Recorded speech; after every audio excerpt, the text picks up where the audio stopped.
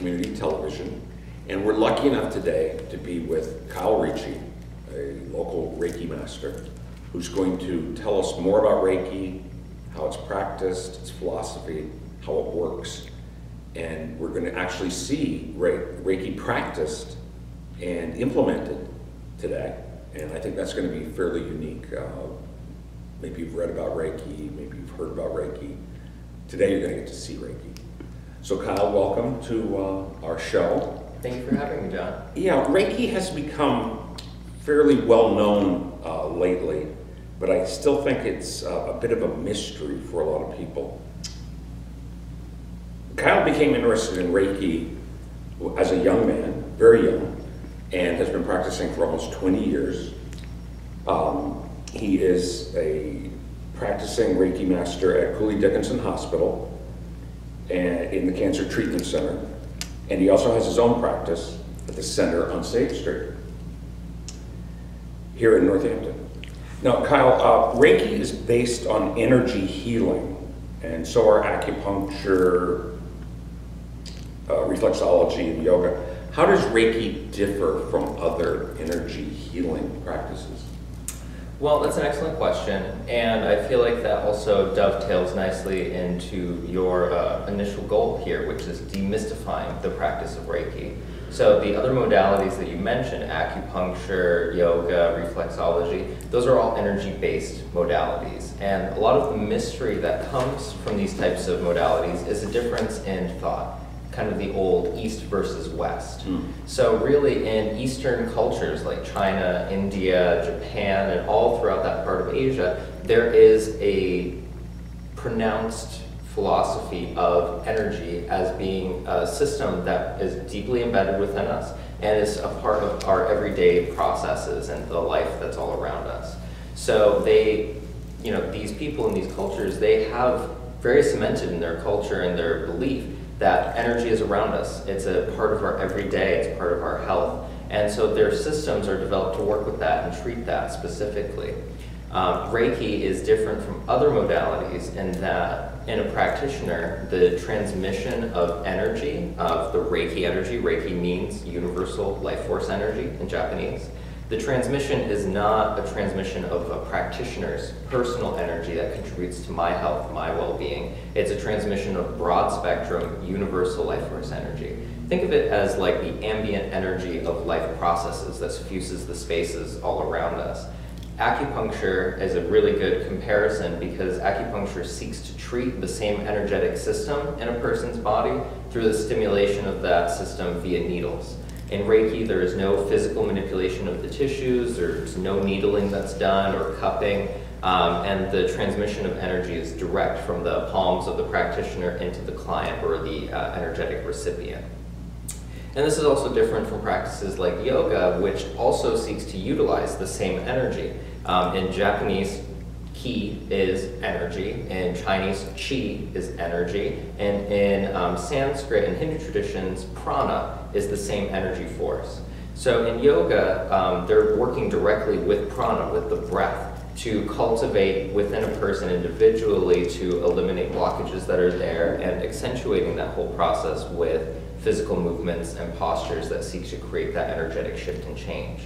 With Reiki, there's no necessity for the client to move, to get engaged in that particular way. It's a fully receptive process, which I find is a lot easier for direct transmission and immediate benefit, being in a total state of receptivity versus engaging in an intellectual or active process such as a meditative practice or a physical regimen such as yoga or Tai Chi.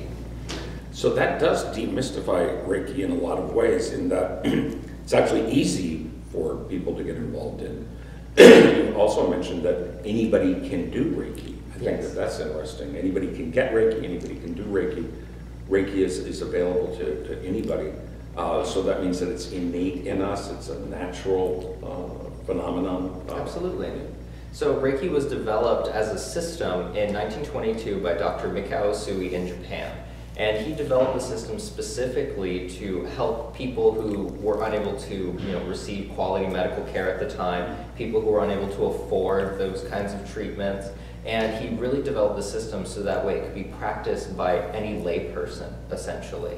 You know, Reiki, being Japanese in nature, is comparable to a martial form, you know, like martial arts. Okay. And so typically you have dojos, you have specific, you know, classes and schools that teach certain things. And coming from, you know, his cultural experience, he wanted to make something available to everybody instead of the elite who could afford to, you know, be part of a school like that.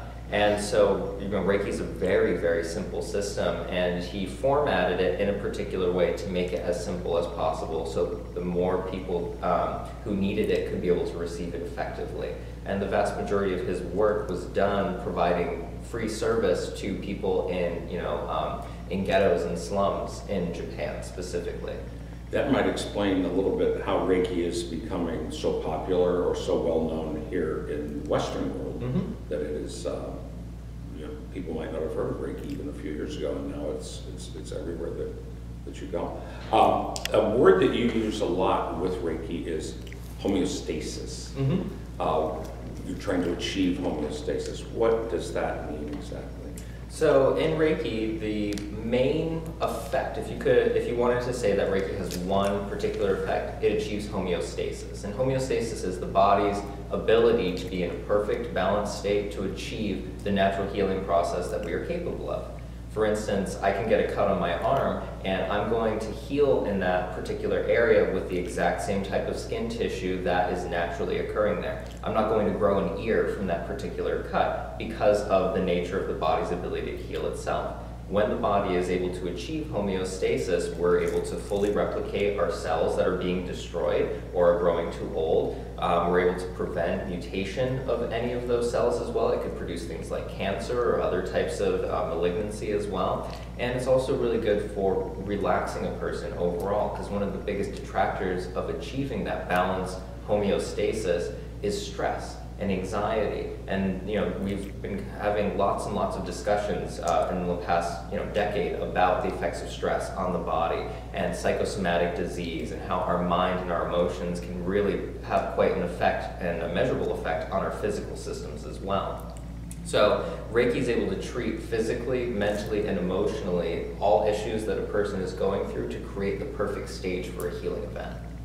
You know, that goes to your philosophy of healing the whole person, and I would guess that that is why it has fit in so naturally with Western hospitals, where you practice at Cooley Dickinson, that it is a complementary medicine, complementary treatment for people at the hospital. What does that mean exactly, complementary treatment in a hospital setting?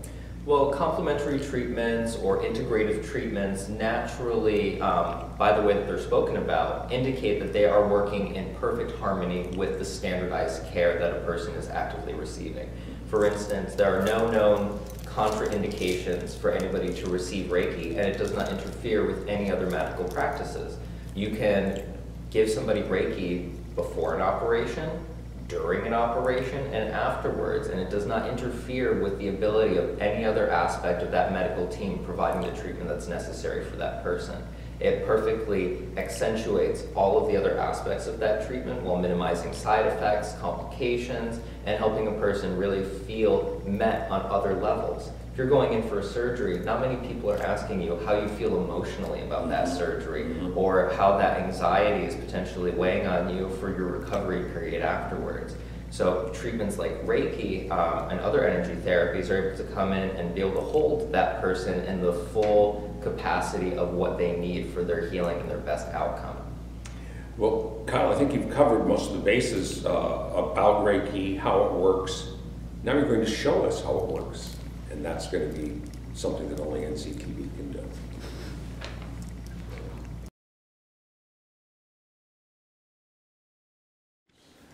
Okay, we're here today with Kyle Ricci and his energy recipient, Fadia Nordtveit, who is a teacher, professor at Hampshire College.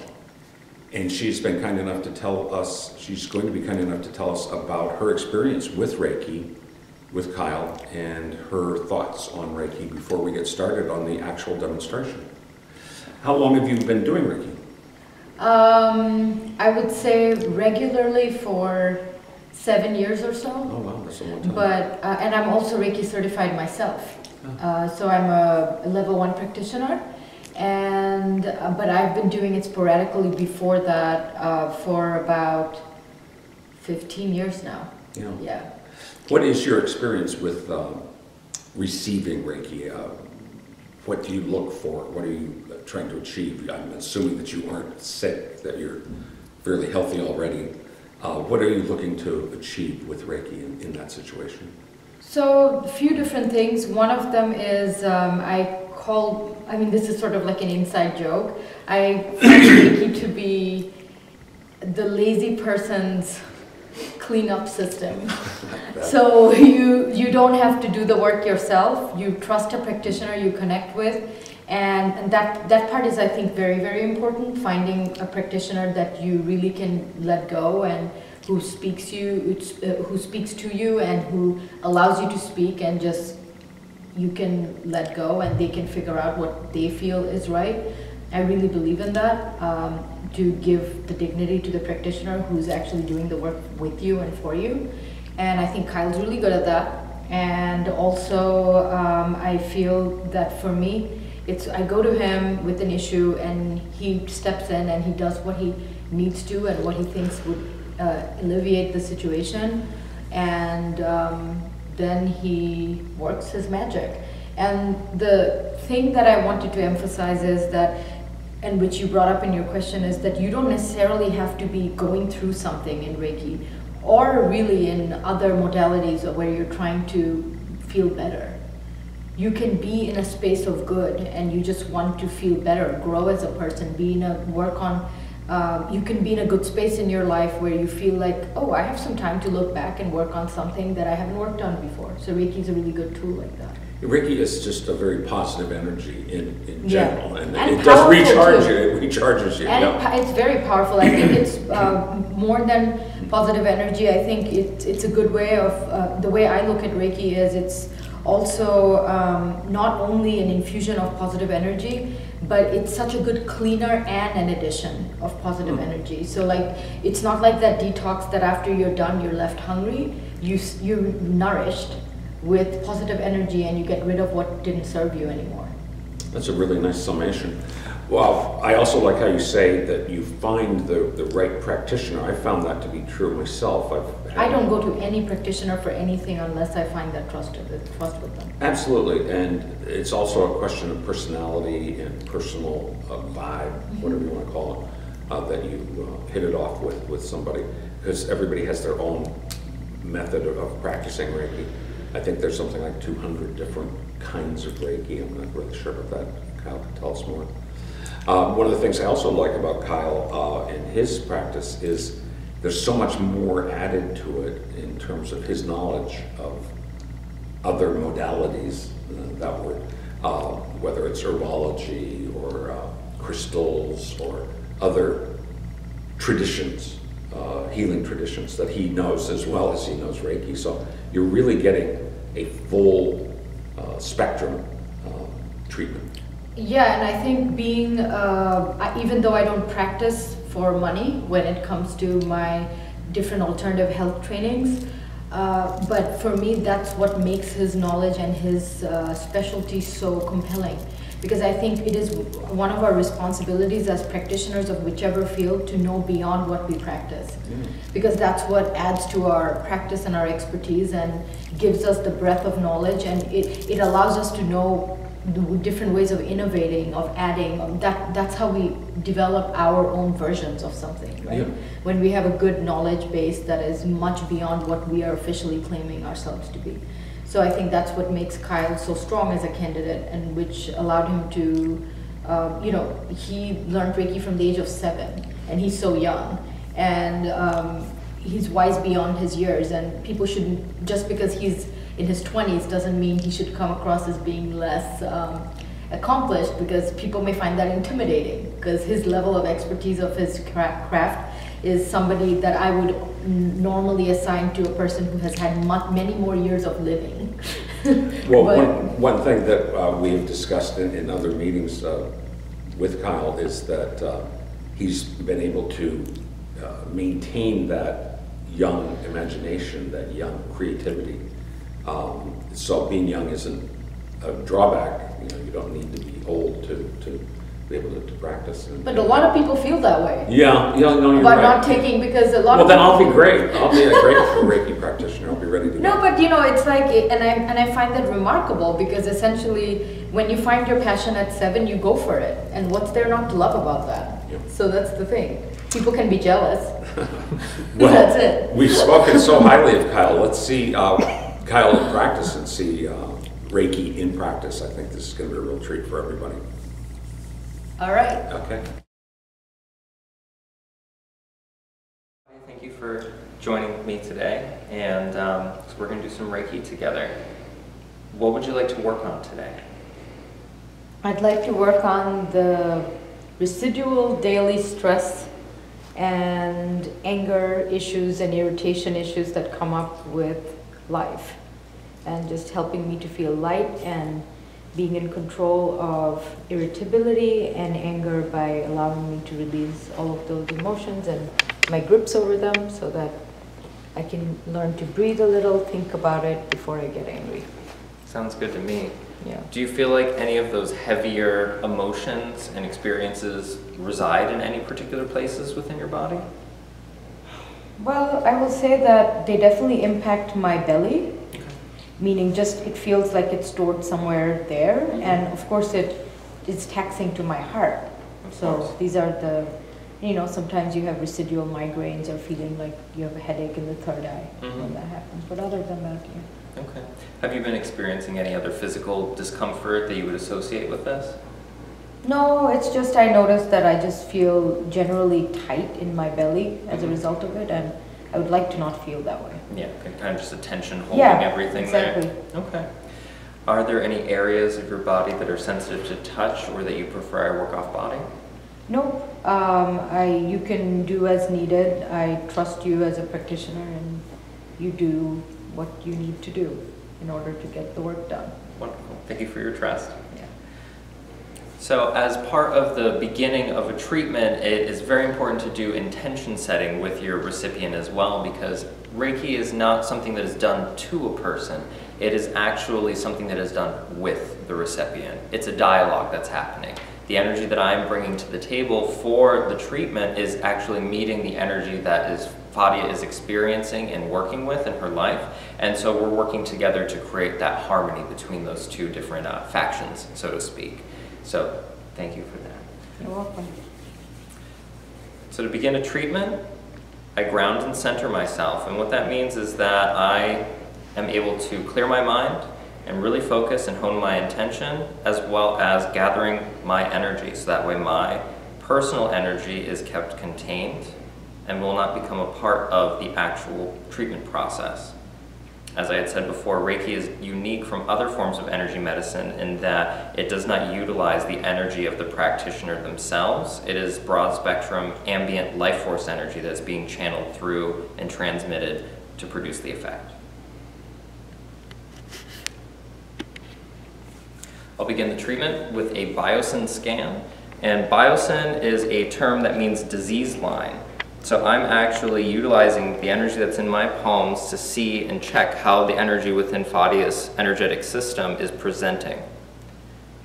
Different practitioners have different experiences as to how they pick up the energy. Some people will feel sensations in their hand. Some people will see or will have a sense, like an intuitive knowing, as to what areas need to be worked on and how. For myself, I rely pretty much on tactile information and sensations as I scan her energetic system.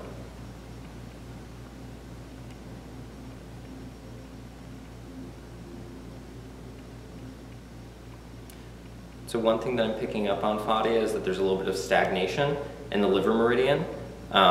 Meridian is a pathway or like a circuit for energy to move and work in your body. It's part of your energetic anatomy. It's definitely a little bit of liver stagnation. There's also some mild depletion that I'm feeling with your kidneys too, which I think is contributing to some of that fatigue and that tightness, and also drawing on your heart in that capacity to have your heart help you feel settled.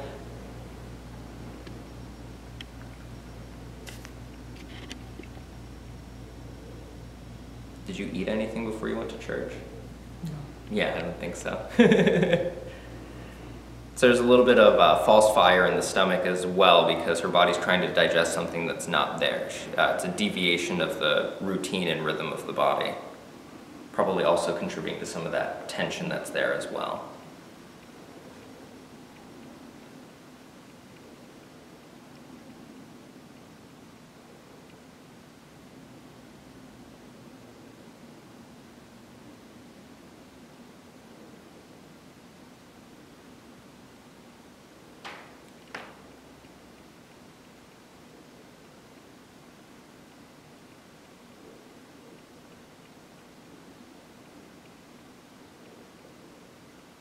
And there's some flux of energy in your triple warmer as well, which governs how that energy is actually cycling and circulating through your system. So it just feels like it's been taxed a little bit more, like you've just really been pushing yourself. And that can be contributing to the migraines and tension headaches that you were experiencing.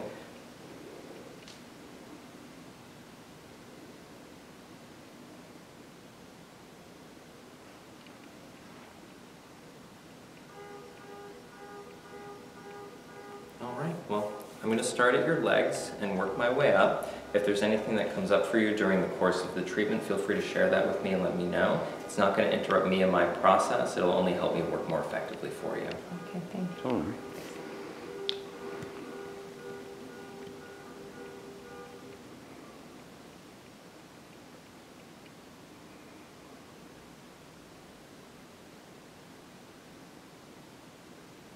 Now, Kyle, you've mentioned before that the hands are vital to your treatment, but the energy comes in elsewhere, and it really is your whole body that is doing the treatment, not just the hands. That's correct. So the nature of Reiki is that it enters through the top of the head, travels down the spine to reach the base before coming up, and bifurcating in the chest to then travel down the arms. So my entire body actually is suffused with energy before it actually makes it to Fadia's system. One thing that's really great to know is that in Reiki, the practitioner actually receives a treatment themselves as they are giving a treatment. And so the hands are the primary emitting location of the energy, but the energy can also be easily transmitted via the eyes or breath, as well as the feet. You have mentioned that you use your whole body in your treatment and that your eyes are a key component of it. Absolutely. Even just think about how you can, completely change a person's state based upon how you look at them. We definitely know that when somebody gives us a dirty look or, screw face, that it changes our emotional, perception as to what's going on, and we experience a change in our state. I like to practice gazing with compassion and feeling that I'm just, every time I look at a particular area of the body, or if I look directly at the recipient, that I'm holding them in the vision of their perfect health experience, that they're able to achieve the entirety of the healing that we set as an intention at the beginning. So oftentimes during treatment, even if my client's eyes are closed, I will just gaze very peacefully at them and reaffirm the intentions that we have set. So that way I'm able to actually visualize and see the vision of what we're having to accomplish be made manifest.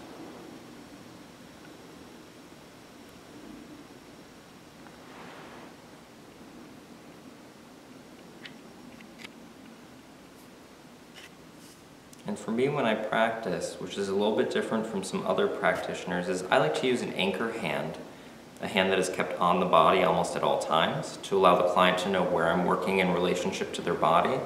But I also combine that with off-body techniques as well to help really move and circulate the energy. Static positions are really good for filling fresh energy into a system that's depleted or blocked. But I find that instead of just adding energy or removing energy, the circulation and the movement of energy is what produces some of the best effects for a person.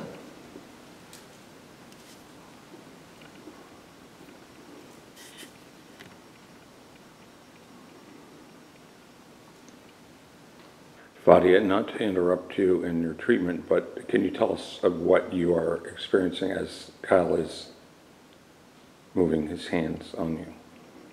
As Kyle is moving his hands, I'm getting more and more into a space of detachment from what I came into the room with as he checked in with me before, that what are the things I want him to work on. And it's getting more and more distant and more into a space of safety and, you know, getting to be relaxed inside of myself and laying back, and the constrictions that I was feeling in my chest and in my belly, and overall that's melting away. And I can also feel the subtle movements because my eyes are mostly closed, but I can chart where his hands are going even when he's not touching me. So I can pick up on, I'm sensitive to his energy and the pathways he's creating with his hands. Thank you so much. We won't interrupt again.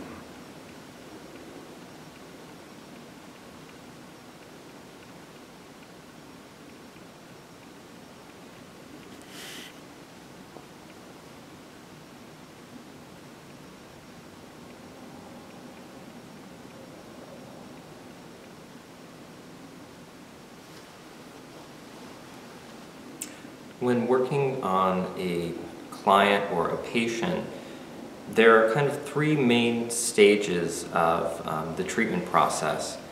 So initially there's the removal of blockages within that particular energetic system, and also then the second piece, which is either filling in depleted areas with fresh energy or removing excessive energy. And the final piece is an overall circulation of that energy, kind of like priming the pump in a way, so that way her system is working and cycling in its appropriate response and manner. And all stages of these are worked with utilizing specific techniques that help to focus your intention and the way in which you emit the energy, as well as utilizing your intention specifically to change the vibration of the energy for that intended effect.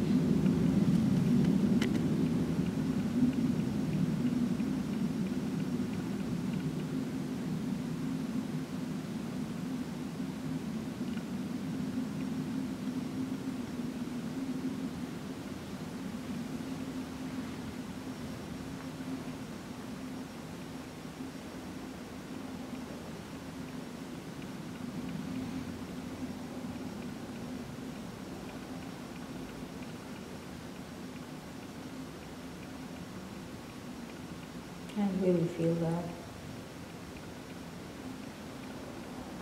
How are you experiencing that? I don't know how to explain it, but it's just I can feel the different hand movements inside me, essentially in the form of energy movements. I guess that's the best way I can explain it. Like all the hand motions you're doing, I can feel it inside in exactly those ways and patterns. Excellent. And what are you exactly working on here other than the obvious area of the belly?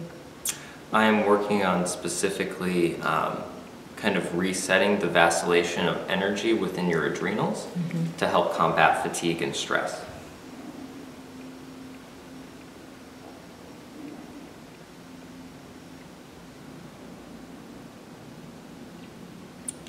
And it's curious to me that I find Reiki to be so effective, because all my life I've been drawn to modalities that require touch, and I like really hard touch, meaning really deep tissue massage and cupping. So my other forms of treatments that I seek to stay healthy, it is very, very deeply touch oriented.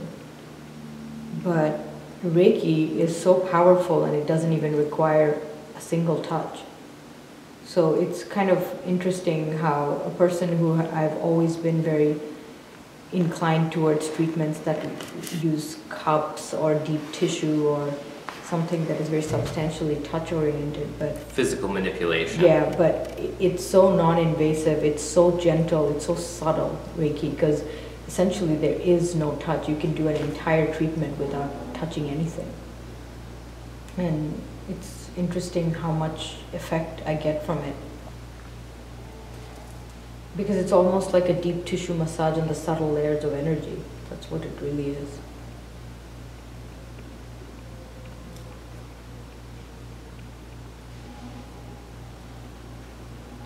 One area in which I differentiate myself from other practitioners is I really delight in specializing in working with the physical aspects of a person's health.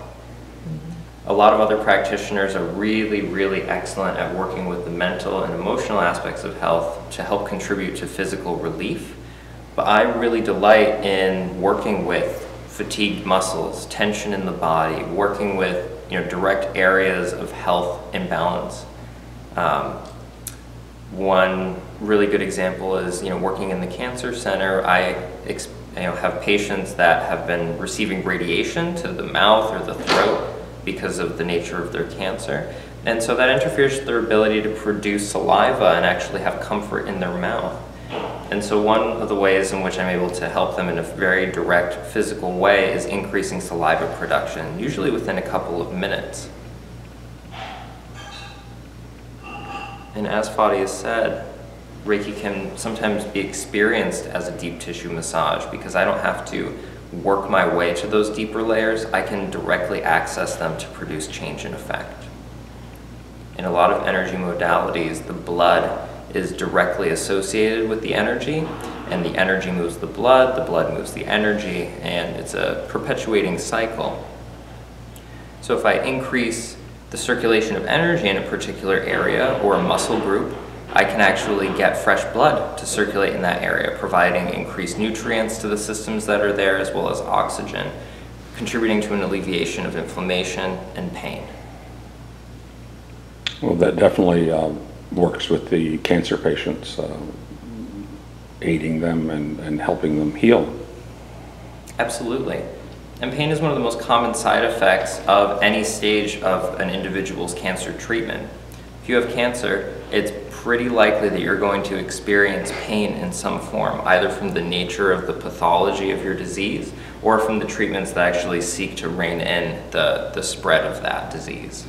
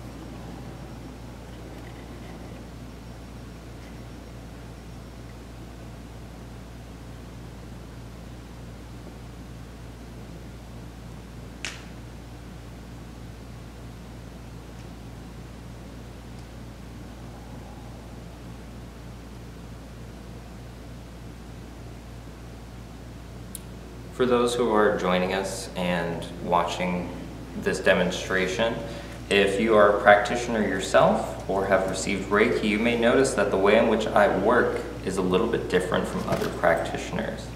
As John had said in an earlier segment, there are over 200 recognized styles of Reiki currently being practiced, and they all originated from the one formatted practice by Dr. Asui in the 1920s. They all work the same in that they seek to create energetic shift and change for the benefit of those involved, but the techniques can always vary a little bit themselves. I prefer to work with the meridian system of the body as well as the physical anatomy, Whereas traditionally in the West, you experience Reiki as being synonymous with working with one's chakra system, which comes from the yogic traditions in India.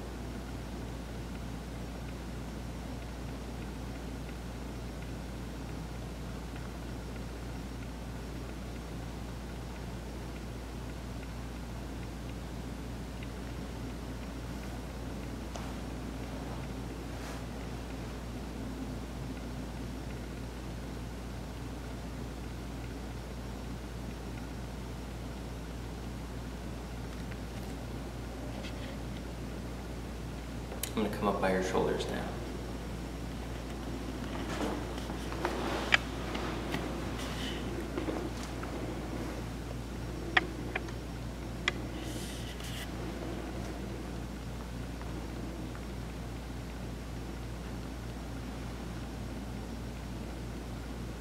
One of the reasons why I enjoy working with the meridian system as opposed to the chakra system is because the vast majority of the meridians in our body, based upon the Chinese medical system, they run through our extremities.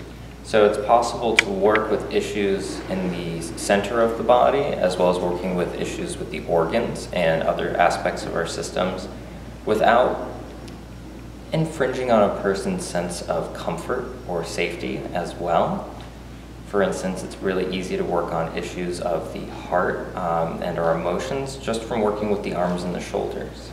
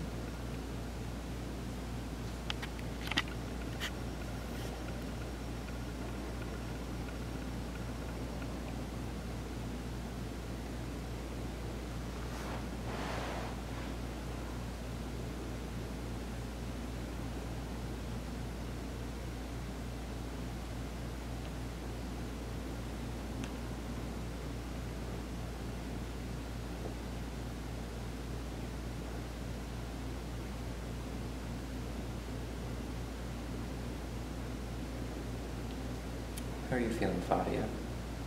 Good. It's feeling very, very good and relaxed. My stomach doesn't feel as constricted. My heart feels more open. Good.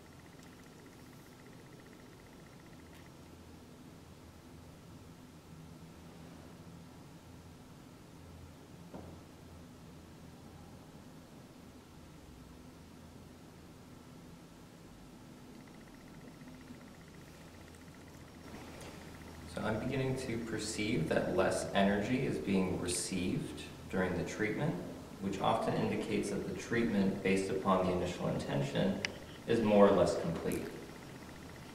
So I'm going back through and checking my work with another biosyn scan.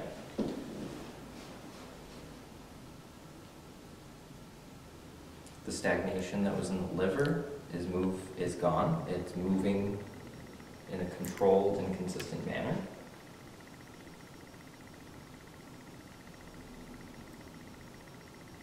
The mild depletion that was being perceived in the kidney meridians has been offset with fresh energy to support those actual processes, which will then alleviate strain on the heart as well, contributing to a more peaceful state of mind and relaxation throughout the body.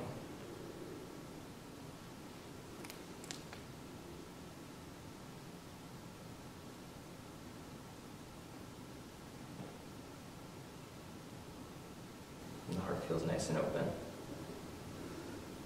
the stomach is hungry.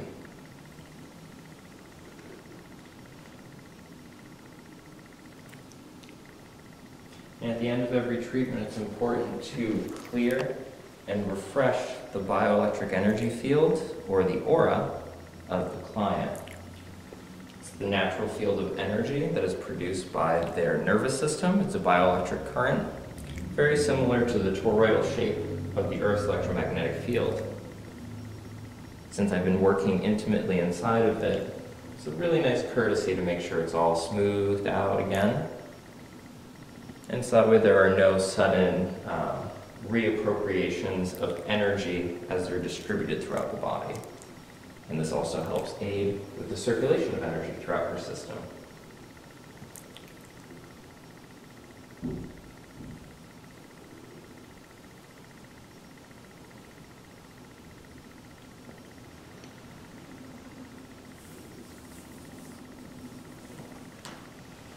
How are you feeling? I'm feeling good. Thank you for working with us today. Yep, I'm very, very happy that you selected me to work on. Pleasure. Do you have anything you want to share about your experience during the treatment? Any sensations that you felt? Well, as I said before, I was feeling uptight and tense when I came in because of all the usual stuff, daily life, etc. But now it truly has, as cliched as it sounds, melted away. And I do feel that the thing that you do at the end of smoothing things out, that makes a huge difference. It's almost like you're just dusting off and creating space for the outside world to be reintroduced to the person with a good seal, like a good sweater or something. Yeah. So it helps a lot. I feel the difference after you do that. Good. I have a question though. When you talk about the aura, for example, do you feel the aura of your clients different before or after the treatment, or how do you perceive the aura of your clients? What is my aura like?